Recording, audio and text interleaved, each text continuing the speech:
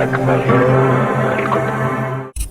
Hello guys, welcome back to my channel. मैं हूँ वैशाली चंदेल और जैसा कि आपको पता ही होगा, अगर आपने मेरी सीरीज़ देखी होगी तो मुझे जयपुर खाटू श्याम ट्रिप से आए हुए अब मोर देन 1 मंथ हो चुका है। हम गए थे 12 मार्च की शाम को और वापस जल्दी आ गए थे। तो अभी मोर देन 1 मंथ हो चुका है, तो मुझे अभी टाइम मिल रहा है एक्चुअली। तो मैंने सोचा क्यों ना आपको उन चीज़ों से रूबरू करवा दूँ जो मैंने इस ट्रिप के दौरान सीखी जयपुर और खाटू श्याम के बारे में, और कुछ चीज़ें ऐसी जो मुझे पहले से भी पता थी, ताकि अगर आप जयपुर या खाटू श्याम जाओ तो आपका ट्रिप जो है वो और ज़्यादा इजी और मज़ेदार हो सके। तो चलिए शुरू करते हैं हमारे पहले सवाल को लेके।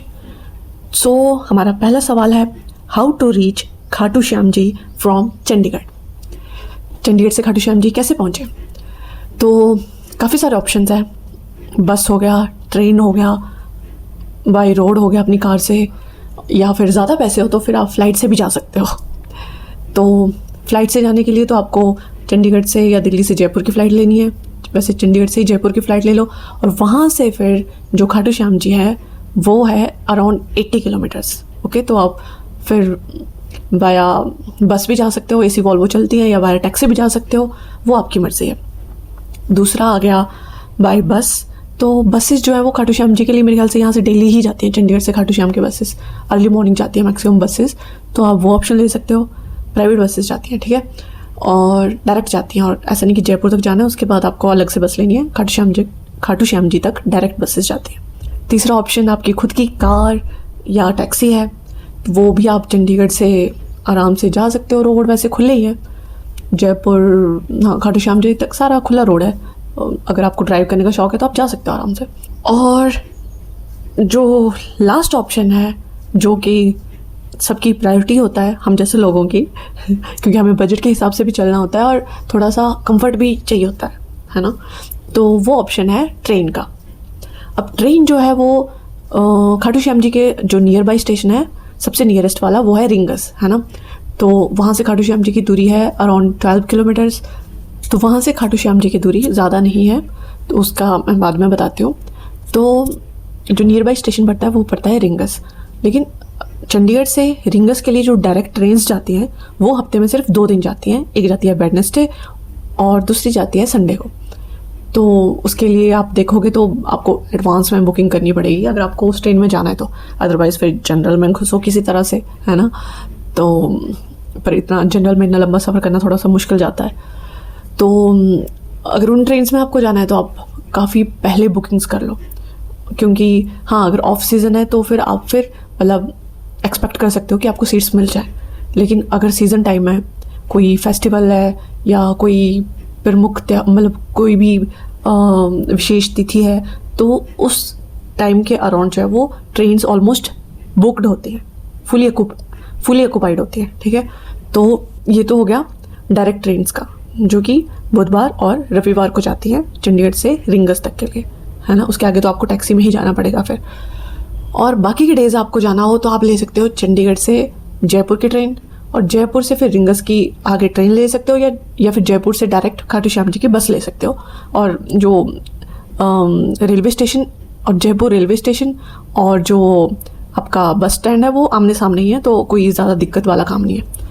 और नहीं तो हमारी तरह जैसे हमने क्या करा था कि हमारी जाने की डेट तो फिक्स थी कि हमें इस डेट को जाना है। हमने पहले सोच लिया था कि हम जाएंगे, तो लगभग कितने 20 दिन पहले या कुछ अराउंड इतने 20-25 दिन पहले मैंने बुकिंग करी थी, और स्लीपर की बुकिंग करी थी कि ठीक है गर्मियों का टाइम होगा और रात की ट्रेन है, मतलब इवनिंग की ट्रेन है, तो इतना दिक्कत नहीं होगी क्योंकि रात में इतनी गर्मी होती भी नहीं है, तो आराम से पहुंच जाएंगे सुबह तक, तो एसी वाला करने की ज़रूरत है नहीं, ये सोचा था हमने, और बजट भी देखना था।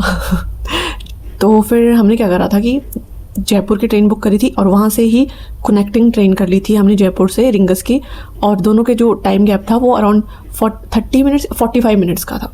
कि अगर ट्रेन थोड़ी सी लेट भी हो गई तो या फिर हमें प्लेटफॉर्म चेंज करना पड़ा रेलवे स्टेशन पे, फिर प्लेटफॉर्म ढूंढने पड़ते हैं, तो ज़्यादा दिक्कत नहीं होगी, हम आराम से चेंज कर लेंगे। और वैसे भी हमारी ट्रेन जो थी वो यहाँ से जा रही थी शाम को अराउंड 5:45 PM और 6 PM समथिंग कुछ ऐसा था। 5:45-6 बजे की ट्रेन थी हमारी।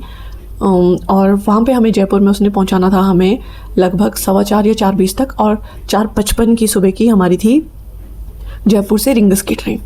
ठीक है, तो पहले तो ट्रेन यहाँ से ही लेट हो गई अराउंड 6:30 PM और 6:45 PM, मतलब आधा पौना घंटा वो लेट थी। ठीक है, तो थोड़ा सा टेंशन तो हो गया था, पर हमें लगा था कि कवर तो कर ही लेती हैं। पर भाई लेकिन भाई जयपुर वो ट्रेन पहुंची है 5 बजे के बाद, और हमें तो ये था कि ट्रेन निकल चुकी है। और ऊपर से क्योंकि वो जो दूसरी वाली ट्रेन थी कनेक्टिंग वाली, वो टाइम पे चल रही थी, टाइम पे पहुंच चुकी थी वो, जैसा हमने ऐप पे चेक करा था। तो तो क्या हुआ कि हाँ, पर जब हमने ऐप पे चेक करा तो वो ट्रेन पहुंच तो चुकी थी, लेकिन वहाँ से गई नहीं थी। अब पता नहीं क्यों नहीं गई थी, शायद बाकी ट्रेन्स का वेट कर रही होगी, क्या कर रही होगी, लेकिन हमारे लिए तो अच्छा था, है ना। तो हमने क्या करा, जैसे ट्रेन पहुंचने वाली थी हमारी उधर स्टेशन पे, जयपुर स्टेशन पे, जंक्शन पे, तो हमने क्या करा, हम खिड़की से देखते रह गए कि प्लेटफॉर्म, तो क्योंकि हमें पता था कि कौन से प्लेटफॉर्म पे आने वाली है ट्रेन, हमारी प्लेटफॉर्म तो हमें पता था कि हमारी जो नेक्स्ट ट्रेन है वो कौन से प्लेटफॉर्म पे है। तो हम बस खिड़की से झांकते रहे दोनों साइड कि देख लेते हैं, चलती ट्रेन से देख लेते हैं कि प्लेटफॉर्म कहाँ, जैसे ताकि हमें फिर बाद में दिक्कत ना हो। और जैसे हमारी ट्रेन रुक रही थी धीरे धीरे तो हमें सामने प्लेटफॉर्म दिख गया था, और वो ट्रेन भी बस निकलने वाली थी। और जैसे ही ट्रेन रुकी हम भागे, और एकदम से मतलब फिर हम चढ़ गए, और जैसे ही हम चढ़े हैं उसके विदिन सेकेंड्स जो है वो ट्रेन भी निकल गया है। तो भाई हम पूरे टाइम पे पहुँचे हैं, और शुक्र है कि हमें ट्रेन मिली, नहीं तो हमें फिर वो बस स्टैंड जाना पड़ता, फिर वहाँ से बस लेनी पड़ती, और हमारा किराया भी बेकार चला जाता, है ना, क्योंकि हमें नहीं पता था कि उसका रिफंड मिलेगा कि नहीं मिलेगा। तो फिर हम पहुँच गए रिंगस विदिन 1 आवर। तो उसके बाद जैसे स्टेशन से उतरते हैं, तो स्टेशन से निकलते ही लेफ़्ट साइड को खाटू श्याम जी जाने का रास्ता है, वहाँ पे बोर्ड भी लगा होता है कि वे टू खाटू श्याम जी, और दूसरी साइड जो है वो बाहर निकलने का रास्ता है ना, स्टेशन से। तो फिर वहाँ पे लगी होती है इतनी सारी टैक्सीज, फिर ऑटोज़, मतलब अलग अलग टाइप के व्हीकल्स लगे होते हैं। और जो किराया है रिंगस से खाटू श्याम जी का, वो पर हेड होता है 50 to 80 रुपीज़, या मैक्सिमम 100 रख लो, बट 50 to 80 रुपीज़ में हो जाता है। डिपेंड्स कि आप कौन से व्हीकल में जा रहे हो, है ना। तो हमारी जो थी वो जीप थी, तो हमारा था 50 रुपीज़ पर हेड किराया था हमारा। तो फिर हम लोग निकल गए खाटू श्याम जी के लिए। तो ये तो हमारा एक्सपीरियंस था। आप भी अगर आपको ट्रेन में जाना है तो आप एडवांस में बुक कर लीजिए, क्योंकि सीट्स मिलना बहुत मुश्किल जाता है। ये जो रूट है वो काफ़ी बिजी रूट है खाटू श्याम जी का, तो आप पहले से प्लान कर लीजिए अगर आपको ट्रेन से जाना है तो। अदरवाइज़ एकदम से प्लान बनता है तो बेटर है कि बस में चल जाओ। काफ़ी बसें जाती हैं, AC buses, Volvo and all काफ़ी चली होती हैं चंडीगढ़ से खाटू श्याम जी के लिए डायरेक्ट, तो वो आपकी चॉइस है ना। तो इस तरह से आप पहुंच सकते हो खाटू श्याम जी। अब चलते हैं हमारे दूसरे सवाल पे। तो हमारा दूसरा सवाल है वेयर टू स्टे और get freshen up in Khatu Shyam ji. Okay, तो खाटू श्याम जी में कहाँ रुके, और या फिर आपको रुकना नहीं है और सिर्फ फ्रेशन अप होना है तो कहाँ और कैसे आप हो सकते हो। तो जैसे ही आप खाटू श्याम जी पहुँचते हो तो टेम्पल से अराउंड 1 किलोमीटर पीछे जो है वो आपको उतार दिया जाता है, क्योंकि वहाँ से फिर वो पूरी मार्केट शुरू हो जाती है, और वहाँ से लेके मंदिर तक वो सारी मार्केट ही मार्केट है। आपको दोनों साइड फुल ऑन मार्केट मिल जाएगी, या होटल्स, या क्या बोलते हैं इनको, धर्मशालाएँ, सराएँ, ये सब आपको मिल जाएगा दोनों साइड। तो अगर आपको रुकना है तो होटल्स ऑप्शंस हैं आपके पास, सराएँ हैं, धर्मशालाएँ, सारा काफ़ी ऑप्शंस है, और इवन आवरली बेसिस पे भी आप स्टे कर सकते हो। तो बहुत सारे ऑप्शंस हैं, उसमें कोई दिक्कत नहीं है। गलियों में जाके भी मिल जाएंगे, वो आराम से आप ले सकते हो, और काफ़ी कम बजट में ले सकते हो। मेरे ख्याल से 2 सराय तो ऐसी भी हैं जहाँ पे 2 या 3 दिन के लिए जो है वो रेंट फ्री रहा जा सकता है। हाँ, जैसे जो लोग मतलब पे नहीं कर सकते हैं उनके लिए वो ऑप्शन है। फिर वो कॉमन सा हॉल होता है, वहाँ पे आप रुक सकते हो, है ना। और बाकी स्पेसिफिक रूम भी ले सकते हो, शेयरिंग पे ले सकते हो, 3 जनों का, 2 जनों का, ऐसे ले सकते हो। तो ऐसे ले सकते हो, तो काफ़ी सारे ऑप्शन है और बजट फ्रेंडली ऑप्शन है। धर्मशालाएँ आपको 200 से 800 रुपये में मिल जाएंगी। आप बजट होटल्स चाहिए तो वो भी 800 से 2000 में मिल जाएंगे। तो मतलब स्टे के काफ़ी ऑप्शन है, आप कहीं भी रुक सकते हो। बाकी अगर आपको रुकना नहीं है, बस आपको जैसे हम लोगों ने नाइट में ट्रैवल करा था तो हमें सिर्फ फ्रेशन अप होना था, है ना। तो और हमें अपना बैग वगैरह रखना था। तो हमने क्या करा कि एक तो वहाँ पे जब पहुँचते हैं तो बहुत से लोग मतलब आपको अप्रोच करेंगे कि आपको नहाना है, आप ये कार्ड लेके या आप होटल चल पड़िए नियर बाई, या यहाँ पे ये है वो, मतलब काफ़ी अप्रोच करेंगे कि आपको रूम तो नहीं चाहिए ये वो। पर जैसे हम लोग हैं, हमें किसी पे भरोसा नहीं होता है, हम सिर्फ अपने इंस्टिंक्ट्स पे ही काम करते हैं, चाहे वो सही हो चाहे गलत हो, है ना। तो हमने क्या करा कि हम थोड़ा सा आगे गए, जस्ट मतलब वहाँ जहाँ पे हम उतरे थे स्टैंड पे, टैक्सी स्टैंड पे, वहाँ से हम बस थोड़ा सा आगे गए गेट के पास ही। तो वहाँ पे हमें एक धर्मशाला दिखी थी, और तो हमने सोचा कि पूछ लेते हैं कि यहाँ पे मतलब फ्रेशन अप हो सकते हैं कि नहीं हो सकते। तो फिर उन्होंने बोला कि हाँ हो सकते हो, और मतलब नहा धो सकते हो, फ्रेश पूरा हो सकते हो, चेंज करो जो मर्जी करना है। और 50 रुपीज़ पर हेड था, है ना, 50 रुपये दो और मस्त गर्म पानी से नहाओ, जो करना है करो, ठीक है। तो हम लोगों ने रखे बैग्स, तो हम लोग भी गए, मस्त गर्म पानी से नहाए धोए, चेंज करा, और फिर हमें था कि अब बैग्स का क्या करें, क्योंकि हमारे पास बैग्स भी थे। तो हमने उन्हीं से पूछ लिया, जो धर्मशाला के ऑनर थे, हमने उन्हीं से पूछ लिया कि हम यहाँ पे बैग्स रख सकते हैं कि नहीं रख सकते। तो उन्होंने बोला कि हाँ मस्त रख सकते हो। तो उन्होंने उधर साइड में हमसे बैग रखवा दिए कि रख लो, कोई दिक्कत नहीं है। हमने रख लिए बैग्स, और उन्होंने हमें बोला कि आप चाहो तो अपने फुटवेयर भी यहाँ पे उतार सकते हो, कोई दिक्कत नहीं है। हमने सोचा कि यार आगे वैसे भी मंदिर में उतारने होते हैं और हमें पता भी नहीं है कि कहाँ पे उतारना है, कहाँ पे क्या, तो बेटर है कि यहीं पे उतार देते हैं और नंगे पहुँच जाते हैं, क्या दिक्कत है। सुबह का टाइम था वैसे भी, अराउंड 7-7:30, तो इतनी धूप भी नहीं थी। तो हम बोला ठीक है चलते हैं। तो फिर हम लोग वहाँ पे बैग्स और चप्पल रख के चले गए थे। तो आप लोग भी या तो रुकना है तो आप ले सकते हो, सराय होटल्स जो मर्जी ले सकते हो, बजट फ्रेंडली मिल जाएंगे। और अगर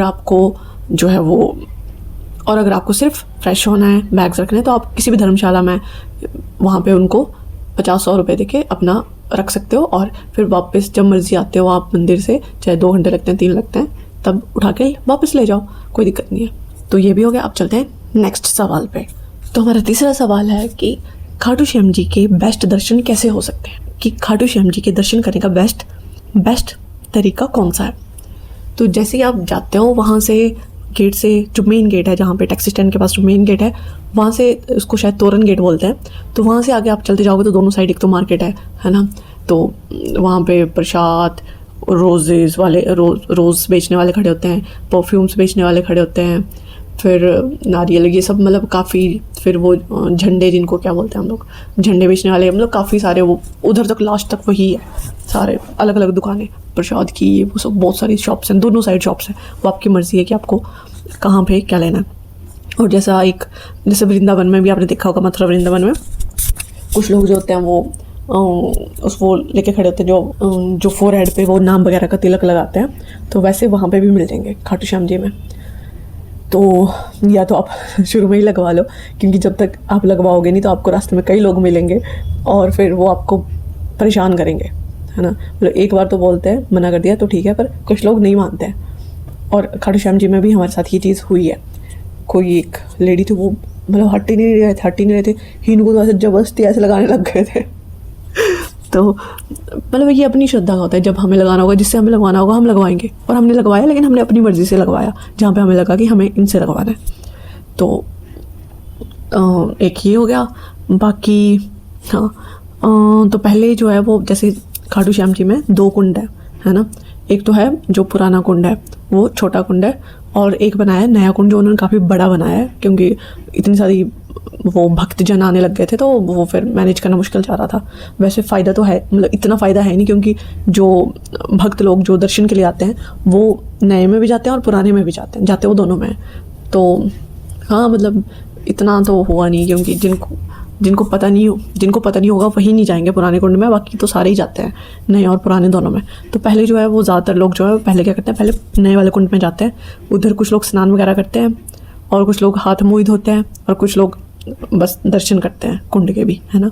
क्योंकि वहाँ पे वैसे नहाना नहीं चाहिए, लेकिन ठीक है, आप क्या बोल सकते हैं, लोगों को वो नहाते हैं कुछ लोग वहाँ पे डुबकियाँ मार के, जैसा आपने मेरी वीडियोस में भी देखा होगा, नहीं देखा तो आप देख सकते हो, है ना, खाटू श्याम जी के दर्शन। हाँ, तो फिर नए कुंड जाइए पहले, वहाँ से फिर आप निकल जाइए मंदिर की तरफ। और मंदिर की जब एंट्री करनी होती है ना, तो क्या बोलते हैं वहाँ पे ना, जैसे डिवाइड करा होता है, रोज़ को डिवाइड करा है, तो वो 13 रोज़ है टोटल, है ना। तो मैक्सिमम लोग जो हैं वो जो फर्स्ट की जो लेफ्ट हैंड साइड की फर्स्ट 2 to 3 रोज़ हैं वहाँ पे जाने की कोशिश करते हैं, क्योंकि वहाँ से जो खाटू श्याम जी का वो मूर्ति है वो काफ़ी मतलब वो उसके पास से गुजरती है वो रोज़, है ना। तो ज़्यादातर लोग वहाँ से जाने की कोशिश करते हैं ताकि वो पास से जो है वो खाटू श्याम जी के दर्शन कर सकें। बाकी बीच के जो रोज़ हैं वो मैक्सिमम खाली रहते हैं या ना के बराबर लोग होते हैं वहाँ पे। और फिर जो दूसरी भीड़ होती है वो होती है लास्ट की 3 रोज़ में, क्योंकि जो लास्ट की 3 रोज़ हैं वो जाती हैं, जैसे समझ लो कि इधर जो है वो थोड़ा सा हाइट पे, जैसे नीचे लोग हैं तो यहाँ पे थोड़ा सा हाइट पे जो है वो खाटू श्याम जी की मूर्ति है। तो जो फर्स्ट 3 रोज़ हैं वो तो यहाँ से गुजरेंगी, है ना, तो वो इधर नज़दीक से दर्शन करने होते हैं उनको उनके। और जो बाकी लास्ट की 3 रोज़ हैं राइट साइड की वो जाती हैं दूसरी तरफ से घूम के, और बीच में जैसे गैप है तो इधर खाटू श्याम जी की मूर्ति है तो वो रोज़ निकलती हैं इस साइड को, जहाँ से आप वो पास तो नहीं होगा लेकिन हाँ मतलब आप बिल्कुल आपके सामने होगा, तो आप वहाँ से सामने से बिल्कुल दर्शन कर सकते हो, क्योंकि वो लेवल पे उस लेवल पे जिस लेवल पे मूर्ति है उसी लेवल पे वो रोज़ निकलती है, तो वहाँ पे आप सामने से बिल्कुल दर्शन कर सकते हो। तो मैक्सिमम लोग या तो फर्स्ट की 3 रोज़ में जाते हैं या लास्ट की 3 रोज़ में जाते हैं। और हम भी मतलब जैसे हमने देखा तो पहले की 3 रोज़ जो थी उनमें काफ़ी ज़्यादा भीड़ थी, तो हम लास्ट की 3 रोज़ में गए थे ताकि हमें सामने से दर्शन, मतलब हमें पता नहीं था वैसे, मैंने भी बस सुना था कि या तो पहले की 2-3 रोज़ में जाओ या लास्ट की 2-3 रोज़ में जाओ। तो फिर हम लास्ट की 2-3 रोज़ थी वहाँ से गए थे हम लोग, है ना, ताकि देखते हैं कि यहाँ से बोलते हैं बेटर दर्शन हो जाते हैं। तो हाँ, सामने निकलते हैं बिल्कुल, जैसे यहाँ पे मूर्ति है तो इसके बिल्कुल सामने वो रोज़ निकलती हैं तीनों, तो वहाँ से आप आमने सामने से दर्शन कर सकते हो। तो ये तरीका है बेस्ट दर्शन करने का। उसके बाद आप फिर पुराने श्याम कुंड चले जाओ, वहाँ पे आप दर्शन कर लो, वहाँ पे भी काफ़ी भीड़ रहती है। हाँ, अगला सवाल हम ले सकते हैं कि वहाँ पे क्या चढ़ाना है या क्या करना है ना। तो मतलब मान्यताएं तो काफ़ी हैं बाकी, पर मुझे लगता है कि आपका भाव, आपकी श्रद्धा ज़्यादा मैटर करती है। तो आप खाली हाथ भी जाओगे तो कौन सा आपको मंदिर में एंट्री नहीं मिलेगी या बाबा आपको मतलब बाहर निकाल देंगे, है ना। तो ऐसा तो है नहीं, लेकिन जो वहाँ के लोग जैसे बताते हैं, तो एक तो वो बोलते हैं कि प्रसाद ले जाओ, दूसरा वो बोलते हैं कि उसको क्या बोलते हैं यार, जो झंडा सा होता है वो ले जाओ, पर उसको मतलब जो है वो नीचे नहीं रखना होता।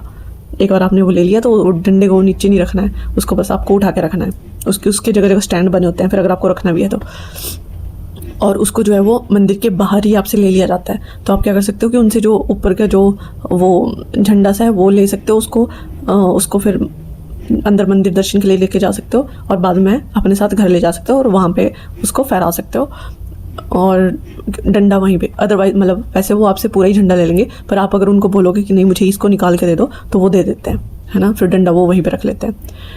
तो एक वो हो जाता है, और एक क्या बोलते हैं, हाँ, और बोलते हैं कि हाँ, और दूसरा बोला जाता है वहाँ पे कि जो बाबा श्याम है उनको गुलाब का फूल काफ़ी पसंद है, तो काफ़ी लोग गुलाब बेच रहे होते हैं वहाँ पे। वो 10-20 रुपए का गुलाब होता है, वो आप लेके जा सकते हो। उसको भी आप या तो वहाँ पे बनाए होते हैं एक बॉक्स से वहाँ पे डाल सकते हो, या तो आप अपने साथ ले जाओ उसको घर, कोई दिक्कत नहीं है। तीसरा वहाँ पे जो मन्नत मांगने का बोलते हैं, 2 तरीके बताते हैं।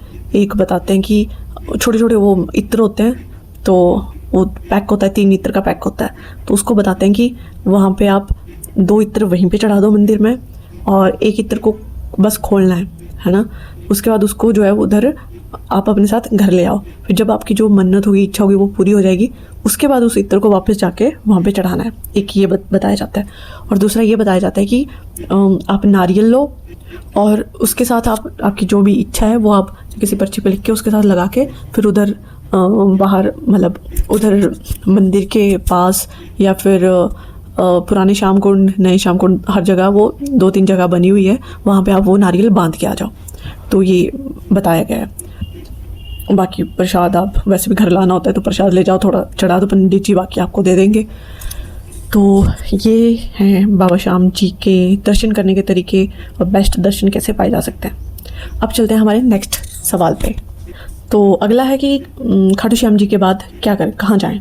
तो आप या तो जा सकते हो सालासर बालाजी, पर वहाँ पे के लिए ना वो बसेस जो रूट है वो इतना स्मूथ नहीं है, तो उसमें आपको 2 से 3 घंटे लग जाएंगे। मतलब डिस्टेंस इतनी नहीं है, लेकिन रूट इतना अच्छा नहीं है, तो बसेस जो है वो शायद 3 घंटे ले लेती हैं वहाँ से, खाटू श्याम जी से सालासर बालाजी के लिए। तो खाटू श्याम जी के मंदिर से आप जब बाहर आओगे तो बाहर आने के, जैसे मार्केट से बाहर निकलोगे तो जो तोरण गेट के पास जो चौराहा है वहाँ से लेफ़्ट साइड में जो है आपको थोड़ा सा अंदर जाके बस स्टैंड मिलेगा। वहाँ से सालासर बालाजी के लिए, जयपुर के लिए बसेस चली रहती हैं थोड़ी थोड़ी देर बाद, 5-10 मिनट बाद। तो आप चाहो तो वहाँ से सालासर बालाजी भी जा सकते हो, है ना। तो वहाँ पे भी दर्शन कर सकते हो, वहाँ पे भी रुक सकते हो, वहाँ पे भी धर्मशालाएँ काफ़ी आप रह सकते हो, है ना। नहीं तो जैसे हमने करा था, हम निकल गए थे जयपुर, क्योंकि हमने पहले ही हॉस्टल बुक कर लिया था जयपुर के लिए, क्योंकि हमारे पास टाइम नहीं था उतना घूमने के लिए। ये इनकी छुट्टियों का पता नहीं था हमें कि कितनी मिलेंगी, तो हमने वापसी की ट्रेन भी बुक नहीं करी थी और उसको ज़्यादा छुट्टी नहीं मिली थी। तो फिर हमने यही सोचा कि जयपुर आ जाएंगे, फिर छुट्टी के बेसिस पे देख लेंगे कि अगर छुट्टी मिली एक्स्ट्रा तो घूम लेंगे उधर लोकल, अगर नहीं मिली तो फिर आ जाएंगे वापस, क्योंकि जयपुर हमारे वापसी के रास्ते में था। तो फिर हमने क्या करा कि खाटू श्याम जी से जो है हमने जयपुर की डायरेक्ट बस ले ली। एसी बसेस आराम से मिल जाती हैं और किराया भी इतना ज़्यादा नहीं है, ठीक है, तो आप जा सकते हो। फिर जयपुर में और डिस्टेंस जो है वो अराउंड 80 किलोमीटर्स है, तो वो भी ज़्यादा नहीं है। 1.5 से 2 घंटे लगते हैं, 2 आवर्स मैक्सिमम रख लो। पर रोड जो है वो काफ़ी स्मूथ है, 2-2.5 घंटे लगते हैं, लेकिन रोड काफ़ी स्मूथ है तो इतना पता नहीं चलता है, आप सोई आराम से पहुँचोगे। तो आप जयपुर भी ऐसे पहुँच सकते हो, फिर वहाँ भी जयपुर एक्सप्लोर कर सकते हो। तो अब चलते हैं अपने अगले सवाल की तरफ। तो जयपुर में कहाँ रुके? तो जयपुर के जो बेस्ट एरियाज़ हैं वैसे रुकने के लिए वो हैं MI रोड, बनी पार्क एंड मालवीय नगर, ठीक है। ये बेस्ट एरियाज़ माने जाते हैं जहाँ पे आप स्टे कर सकते हो। अब हम कहाँ रुके थे? हम रुके थे सिंधी कैंप, जो बस स्टैंड है, मेट्रो स्टेशन है, उसके बिल्कुल उसके 400 मीटर या 500 मीटर के एरिया में हम रुके थे। वहाँ पे हमारा हॉस्टल था और काफ़ी अच्छा हॉस्टल था, बजट फ्रेंडली हॉस्टल है। तो आपके पास काफ़ी ऑप्शंस होते हैं हॉस्टल्स के, होम स्टेज़ के, होटल्स के, और बजट फ्रेंडली मिल जाते हैं। और हमने तो एडवांस बुकिंग करी थी, आप भी करवा सकते हो। 300 से 800 में पर बेड आपको हॉस्टल मिल जाएगा और 1000 से 2-2,500 तक आपको बजट होटल्स मिल जाएंगे। बाकी तो आप जितना मर्जी ऊपर चल जाओ, वो तो फिर आपकी जेब पे डिपेंड करता है। तो हम लोगों को हॉस्टल बेस्ट स्टे लगता है। जब से हमने ऋषिकेश में एक बार स्टे करा था तो हमें लगता है कि हॉस्टल बेस्ट रहता है, इसलिए भी क्योंकि होटल्स का पता नहीं होता है कि कैसे हैं कैसे नहीं होंगे, और ऊपर से हम फीमेल ट्रैवलर्स हैं, है ना, हम दोनों ऐसे भटके रहते हैं। तो फिर ये होता है कि हॉस्टल में काफ़ी सारे लोग होते हैं और तो मतलब इतना वो फील नहीं होता फिर चीज़ें।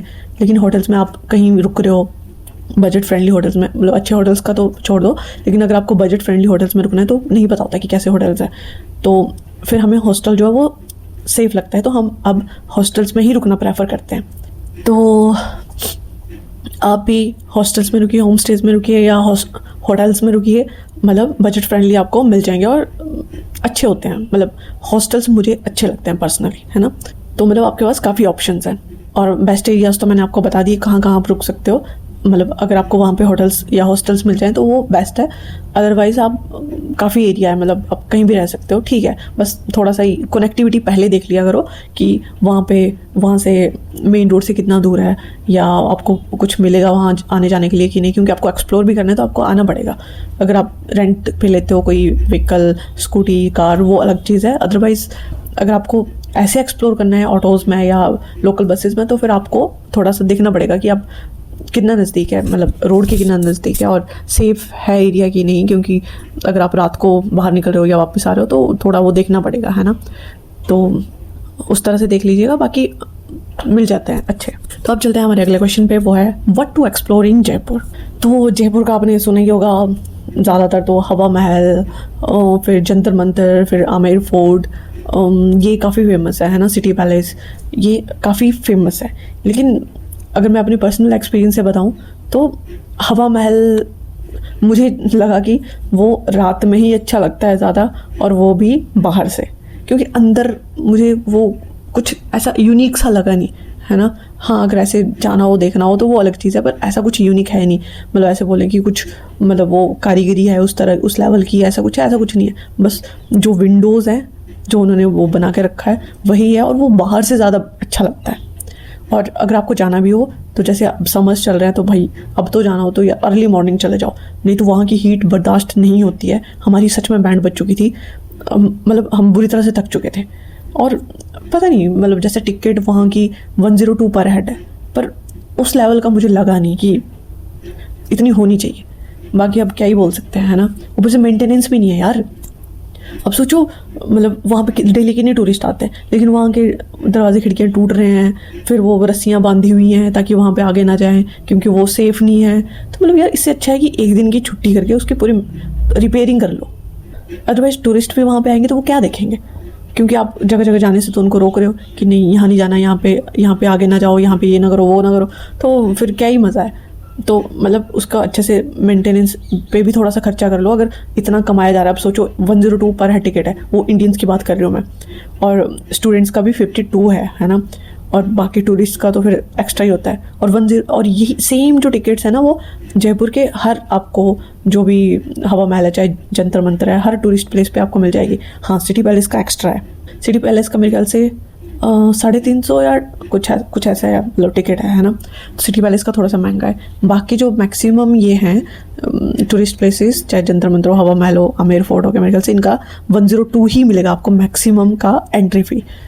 और हवा महल से निकलते ही थोड़ा वॉकिंग डिस्टेंस पे जंतर मंतर है, और साथ में ही उसके सिटी पैलेस है, तो ज़्यादा वो दूर जाने की वैसे भी ज़रूरत नहीं है, ये सारे सिटी सेंटर में ही है।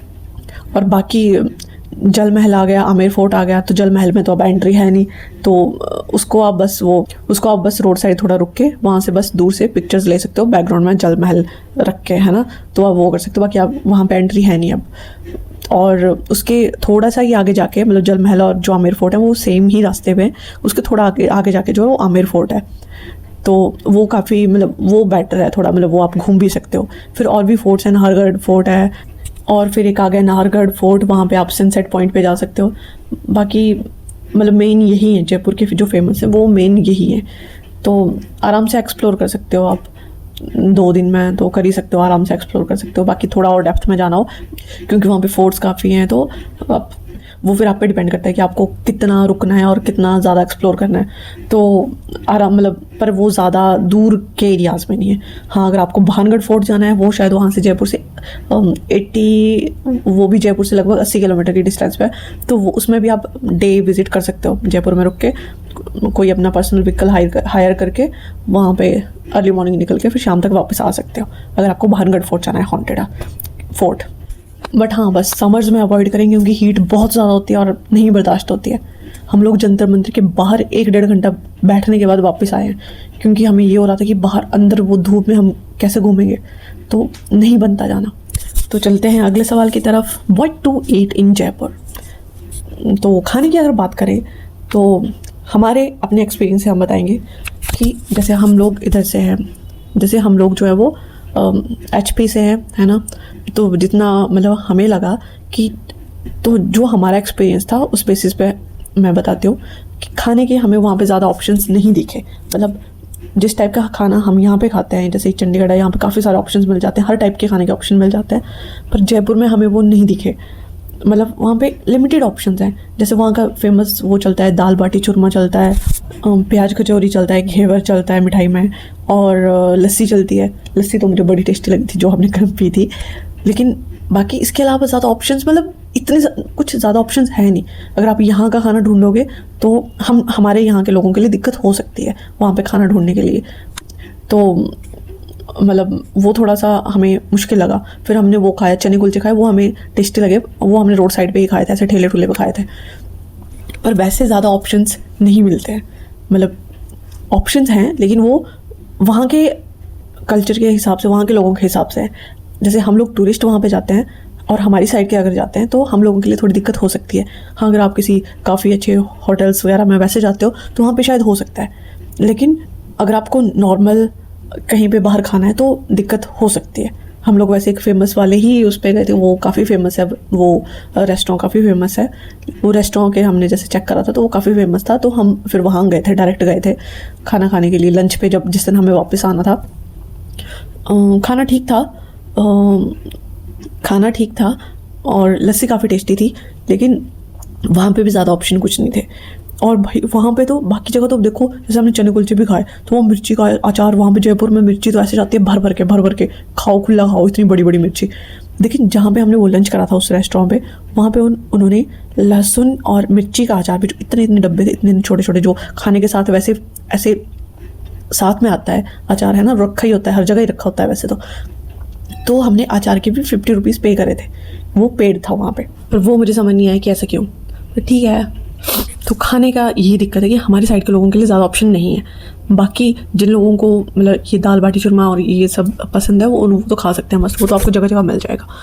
रोड साइड स्टॉल्स में भी इतने ज़्यादा मतलब हैं ऑप्शंस, लेकिन उस तरह के नहीं है ना। तो खाने के मामले में हम ज़्यादा सेटिस्फाइड नहीं रहे। हाँ, जहाँ पे हम हॉस्टल में रुके थे वहाँ ऊपर जैसे रूफ टॉप रेस्टोरेंट था, वहाँ पे थोड़ा महंगा था, लेकिन मतलब उसको मज़ा आया उसको खाने में पीने में, ठीक है। तो वही है, जितना लगाओगे उस हिसाब से आपको मिलेगा। पर नॉर्मल बजट की मैं अगर बात कर रही हूँ, बजट फ्रेंडली चीज़ों की, तो जो लोकल शॉप्स हैं उनमें इतने ज़्यादा ऑप्शंस नहीं है। तो वो आप देख लीजिएगा कि आपको कहाँ खाना है या क्या खाना है। तो चलते हैं अगले सवाल पे। तो जयपुर में शॉपिंग कहाँ करें? तो जयपुर वैसे शॉपिंग के लिए काफ़ी फेमस है, वो आपको पता ही है। वहाँ से काफ़ी होलसेल में लोग काफ़ी लाते हैं, माल लाते हैं, क्योंकि और सस्ता भी होता है, तो काफ़ी माल लाते हैं। तो जो मेन बाज़ार हैं जयपुर के वो मैं आपको बताती हूँ। तो अगर आपको ज्वेलरी खरीदनी है तो आप जा सकते हो जौहरी बाज़ार। अगर आपको कपड़े या जूतीज़ वगैरह खरीदनी है तो आप जा सकते हो बापू बाज़ार। और अगर आपको हैंडीक्राफ्ट्स की आइटम्स लेनी है तो आप जा सकते हो त्रिपोलिया बाज़ार, है ना, कुछ ऐसा है, त्रिपोलिया बाज़ार, तो आप वहाँ पे जा सकते हो। और ये सारे मतलब ज़्यादा दूर नहीं, थोड़ा सा नज़दीक ही आप ऑटो से जा सकते हो। हाँ, ऑटो का वहाँ पे 10 से 20 रुपये सवारी है, लेकिन वो टूरिस्ट से हमेशा एक्स्ट्रा ही मांगते हैं, तो वो आप देख लीजिएगा कि आपको किस तरह से उनसे डील करना है। तो ये हो गया शॉपिंग का। और काफ़ी मार्केट काफ़ी है, मतलब वहाँ पे मसालों की पुरानी शॉप्स इतनी ज़्यादा हैं, चाहे वो मसालों की है किसी भी चीज़ की, बड़ी सारी शॉप्स हैं। तो वहाँ के मसाले भी काफ़ी अच्छे होते हैं राजस्थान के, तो आप लेके आ सकते हो। बाकी बहुत से मतलब काफ़ी मार्केट है, मतलब शॉप्स की कमी नहीं है। बस आप देख लीजिएगा कि आपको क्या लेना है, तो उस हिसाब से उस तरह की मार्केट में जाइएगा। और हाँ, बार्गेनिंग तो आपको करनी ही पड़ेगी, क्योंकि ऊपर से आप टूरिस्ट हो, तो बार्गेनिंग तो करनी ही पड़ेगी, अदरवाइज़ फिर खुला खर्च करो। और अगर आपको वहाँ पे ट्रैवल करना है तो मुझे जो बेस्ट ऑप्शन लगा वो लगा मेट्रो का। ना ज़्यादा महंगा है, 5, 10, 15, 20, 30 रुपए, ज़्यादा मतलब ज़्यादा महंगा है ही नहीं, और कंफर्टेबल भी होता है मेट्रो, जितना मुझे लगता है। और इतनी भीड़ भी नहीं होती जयपुर मेट्रो में, तो आप आराम से मेट्रो के, और हर मार्केट के साथ जो है वो मेट्रो स्टेशन है, पास में है। जैसे हवा महल के जस्ट अपोजिट साइड जो है वो मेट्रो स्टेशन है, तो बस स्टैंड के साथ ही मेट्रो स्टेशन है। तो मतलब आपको ज़्यादा परेशान नहीं होना पड़ेगा। आप बेस्ट मेट्रो ले सकते हो, या फिर ऑटो ले सकते हो। ऑटोज़ भी सस्ते हैं, लेकिन हमें मेट्रो जो है वो ज़्यादा कंफर्टेबल लगा, तो हमने एक दो बार ऑटो लिया, लेकिन उसके बाद हमने मेट्रो ही यूज़ कर। तो अब करते हैं वापसी की बात। तो वापसी में भी जैसे हम लोग ट्रेन से आए, क्योंकि हम वापसी में भी आपके पास सेम ऑप्शन है, आप जैसे आना चाहते हो। बाकी हमें ट्रेन ज़्यादा बेटर लगती है ट्रैवलिंग के लिए, लेकिन दिक्कत ये हुई कि हीट ज़्यादा हो गई, और हमें था कि हमें शाम को रात की ट्रेन लेंगे और सुबह तक चंडीगढ़ पहुंच जाएंगे, लेकिन हीट इतनी ज़्यादा हो रही थी जयपुर में, ऊपर से हमारे पास बैग्स भी थे। तो फिर हमने दोपहर में ही सोच लिया कि हम निकलते हैं। पहले हम मार्केट जा रहे थे, फिर हमें लगा कि यार कौन भटकेगा, तो फिर हमने लंच करा और हम आ गए सीधा रेलवे स्टेशन। और जयपुर रेलवे स्टेशन की अगर मैं ऑनेस्ट रिव्यू दूँ तो बहुत ही ज़्यादा गंदी हालत है, सफाई के मामले में तो बहुत ही गंदी हालत है। बाहर देख लो चाहे अंदर देख लो, तो वहाँ तो सच में मतलब काम करने की बहुत ज़्यादा ज़रूरत है। सफाई के मामले में तो हद काम करने की ज़रूरत है। और टिकट्स जो है वो एक साइड पे मिलते हैं, और ट्रेन जो है प्लेटफॉर्म्स वगैरह आपकी दूसरी अपोजिट साइड हैं, तो आपको टिकट्स उधर से लाने हैं और जो ट्रेन है वो उस साइड पकड़नी है। तो फिर हमें डायरेक्ट ट्रेन जो तो मिलनी थी रात की, लेकिन और वो भी डेली नहीं जाती हैं, मतलब डायरेक्ट ट्रेन डेली नहीं जाती हैं चंडीगढ़ के लिए। तो और दोपहर में थी एक ट्रेन, लेकिन जब तक हमने डिसाइड कराने का तब तक वो जा चुकी थी। तो अब हमें था कि ठीक है, दिल्ली तक की मिल जाए, दिल्ली से चंडीगढ़ ले लेंगे, कोई दिक्कत नहीं है, क्योंकि हमें जाना ट्रेन में ही था। तो और हमें वैसे सीट्स तो मिल ही नहीं थी अब, और हमने प्री बुक भी नहीं करवा के रखा था, क्योंकि हमें अपनी वापसी की डेट पता नहीं थी। तो फिर हमने क्या करा, जनरल की ही टिकट्स ली। न्यू दिल्ली की भी नहीं मिली हमें, ओल्ड दिल्ली की मिली टिकट। तो ठीक है, हमने सोचा कि चलो चलते हैं, देखा जाएगा। और ओल्ड दिल्ली से भी चंडीगढ़ के लिए ट्रेन मिल जानी थी, लेकिन जो हमें कनेक्टिंग ट्रेन लेनी थी वो 8 घंटे लेट थी। तो फिर हमें वापस बस में ही जाना पड़ा, वहाँ से दिल्ली से हमें वापस बस में आना पड़ा चंडीगढ़ के लिए। तो ये तो हमारा एक्सपीरियंस था, क्योंकि हमारी जर्नी प्लान्ड नहीं थी ना, और मैक्सिमम टाइम होती भी नहीं है। तो हमारे साथ ये कांड होते रहते हैं, है ना। तो आप लोग अगर जाएँ तो प्लान करके ही जाएँ, नहीं तो हमारी तरह मतलब ऐसे ऐसे भटकने के लिए तैयार रहे। तो अब मैं बताती हूँ आपको रेल वन के बारे में, जो कि रेलवे वालों की ऐप बनी हुई है।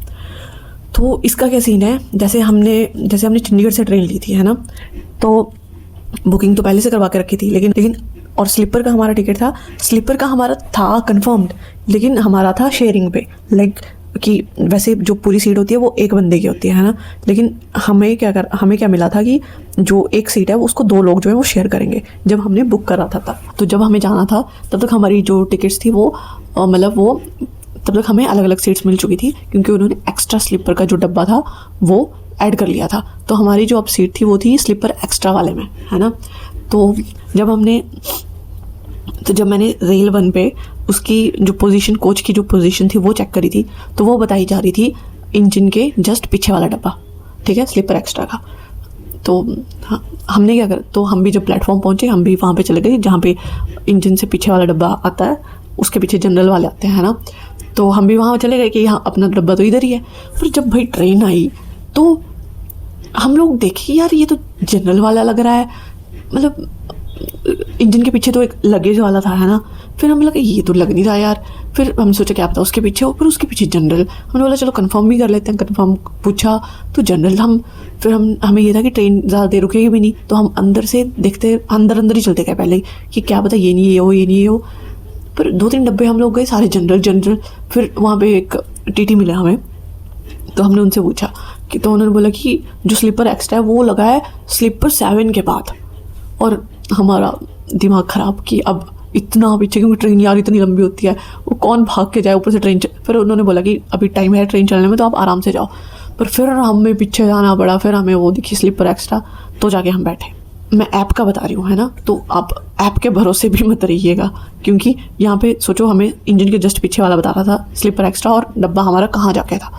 तो एक तो ये गड़बड़। दूसरा ऐप का मैं अगर बताऊँ तो एक तो सिग्नल वैसे भी ट्रेन में ना जगह जगह आता जाता रहता है, तो जब आप मतलब वो स्टेशन चेक करोगे कि हम कहाँ पहुँचे, तो वो ना देर से रिफ़्रेश होता है, तो आप नहीं पता लगा सकते एग्जैक्टली ऐप के बेसिस पे कि आप कहाँ पहुँचे हो।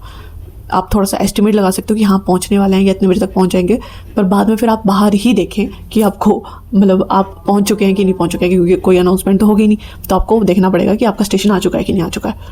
अदरवाइज़ ऐप के भरोसे तो आप नहीं रह सकते हो। तीसरा ट्रेन का सबसे बड़ा पंगा, जो पहले भी मैंने देखा था जब मैंने राजधानी से और शताब्दी से ट्रैवल करा था, पर उस बात को पर उस ट्रिप को काफ़ी टाइम हो चुका था, तो मेरे ध्यान में नहीं था, और मेरा पूरा ध्यान जो था अभी मतलब ऐसे था, इसी जर्नी पे था, कोई ज़्यादा मैंने ध्यान नहीं दिया। तो हमने जो था वो खाना जो है वो पहले से टिकट के साथ बुक नहीं करा था, और जो हमारी ट्रेन जो थी वो ज़्यादा नहीं रुक रही थी स्टेशन पे, 1-1 मिनट के लिए रुक रही थी। तो हमने सोचा कि ठीक है ट्रेन में ही खाना ले लेंगे। तो ना जो ट्रेन में जो ना वो इनका स्टाफ होता है खाना देने आते हैं, तो उनमें से एक आया और उन्होंने बोला कि आपने खाना लेना है। हमने बोला कि हाँ ठीक है 1 प्लेट ले लेंगे। इतना तो मुझे पता था कि खाना अच्छा नहीं होता है, पर हमें ये था कि ट्रेन रुकेगी नहीं ज़्यादा, तो हम थोड़ा सा ले लेते हैं, बाकी हम एक्स्ट्रा कुछ खा लेंगे, तो 1 प्लेट ले लेंगे भी और फिर शेयर करके खा लेंगे। तो उन्होंने हमें बताया उसका प्राइस, जितना मुझे उस टाइम सुना था तो वो 110 रुपये था, लेकिन और उन्होंने हमें बस बोल के करा कि 8 बजे आपका खाना आएगा, मैं ही देने आऊँगा, आप किसी और से मत लेना। हम बोला ठीक है। फिर और भी लोग आ रहे थे, वो भी पूछ रहे थे, और कुछ और लोग उनसे ले रहे थे। तो फिर हमें वो थोड़ा सा सिस्टम समझ नहीं आया कि ये क्या सीन है, पर इतना ध्यान था ही नहीं, क्यों हम अपनी मस्ती में थे। तो 8 बजे के अराउंड जो है वो खाना देने आए, है ना। तो जब मैंने पे करा 110, तो उन्होंने बोला कि नहीं आपने शायद ध्यान से नहीं सुना था, 130 रुपये है, 110 नहीं है। मैंने बोला ठीक है, मैंने 20 रुपीज़ एक्स्ट्रा पे कर दिए। मेरा ध्यान ही नहीं था, या समझ लो कि बेवकूफ़ी करी मैंने, है ना, जो भी था। पर बाद में जब सोचा ठीक है, तो जो खाना होता है ट्रेन का, उसका जो एक्चुअल रेट होता है वो 80 रुपीज़ होता है, और ये लोग हमसे ले रहे थे 130 रुपीज़। तो पर प्लेट पे ये 50 रुपीज़ एक्स्ट्रा ले रहे थे, वो भी ट्रेन का। और वो भी ट्रेन का स्टाफ, कोई बाहर से आके नहीं दे रहे थे खाना, जो ट्रेन का स्टाफ था वही। और था क्या, ये ऐसा ही करते हैं। और ये जो ट्रेन थी इसमें तो फिर 130 ले रहे थे। जब हम राजधानी में गए थे तो उसमें शायद 160 या 180 रुपीज़ ले रहे थे पर प्लेट पे। तो सोचो कितना एक्स्ट्रा वो लूट मची हुई है ना। और ऐसा तो है नहीं कि गवर्नमेंट को या मैनेजमेंट को इसका पता नहीं, सबको पता होता है। पर कोई एक्शन लेता ही नहीं है भाई। जब तक कि कंप्लेंट्स पे कंप्लेंट्स ना करो, कोई वीडियो के साथ प्रूफ ना दे दो, तो कोई एक्शन नहीं होता। तो मतलब आप लोग जब भी जाएं या तो पहले से वो थाली बुक कर लें, या तो फिर अगर आपको वहाँ पे लेनी हो तो उनसे बोलें कि 80 रुपीज़ में थाली आती है, तो आप हमें इतने में ही चाहिए। बाकी सिर्फ खाने पे नहीं, ये चाय कॉफ़ी होती है उस पर भी ये गड़बड़ करते हैं, ऑलमोस्ट डबल रेट लेते हैं चाय कॉफ़ी पे।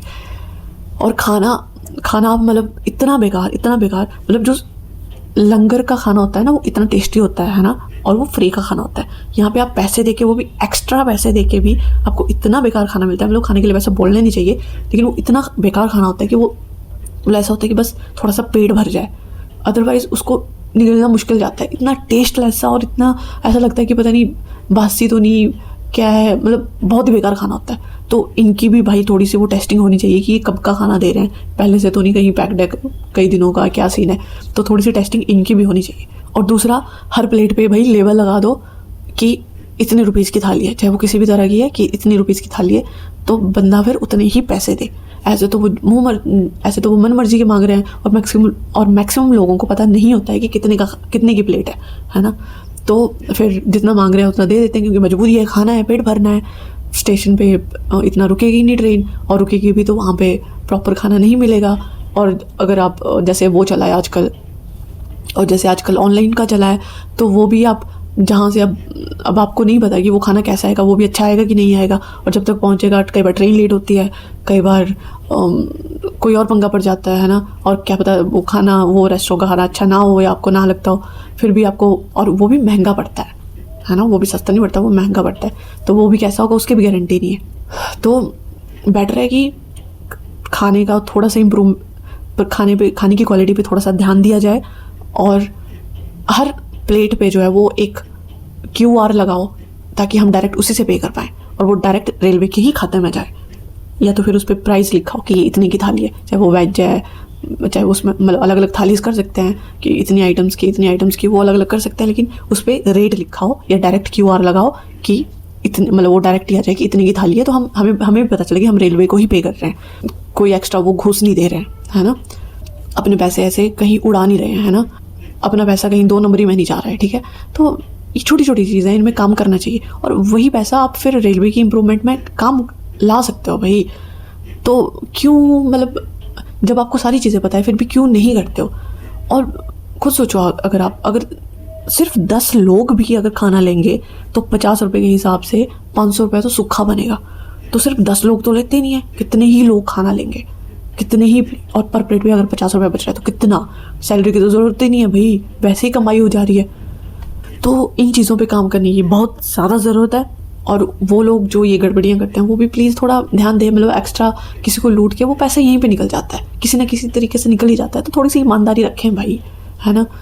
सरकार, मैनेजमेंट, कंपनीज जो भी इन सब से डील करते हैं, थोड़ा सा ध्यान दें। आम जनता को इन सब चीज़ों के कारण परेशानी होती है। आप तो बोल देते हो कि हमने इतनी सस्ती चीज़ें करी हैं, लेकिन वो जनता तक उस रेट पे नहीं पहुंचती हैं, गड़बड़ होती है, बीच में स्कैम्स होते हैं, और ये स्कैम्स आपको भी पता है। तो प्लीज़ इन पे थोड़ी सी इंक्वायरी करी जाए, थोड़ा सा चेक रखा जाए, ताकि जो जनता का पैसा है वो सही जगह जाए और सही तरीके से यूज़ हो, किसी का वो ब्लैक मनी ना बने, है ना। तो ये था हमारा रेलवे और रेल1 ऐप का एक्सपीरियंस। और जितना मुझे पता था, जितना मैंने इस ट्रिप से सीखा या देखा, शायद ऑलमोस्ट मैंने बता दिया है। बाकी आपके कोई क्वेश्चंस होंगे तो आप मुझे कमेंट्स में लिख के बता सकते हो, और आपका भी कोई ऐसा एक्सपीरियंस हो तो वो भी आप मुझे लिख के बता सकते हो। और प्रे करिए कि मैं जल्दी किसी नेक्स्ट ट्रिप पे जा पाऊँ, और फिर मिलेंगे आपको नेक्स्ट वीडियो में नेक्स्ट एक्सपीरियंस के साथ। तब तक के लिए वीडियो को लाइक करें, शेयर करें, और चैनल को सब्सक्राइब करना ना भूलें। Thanks for watching.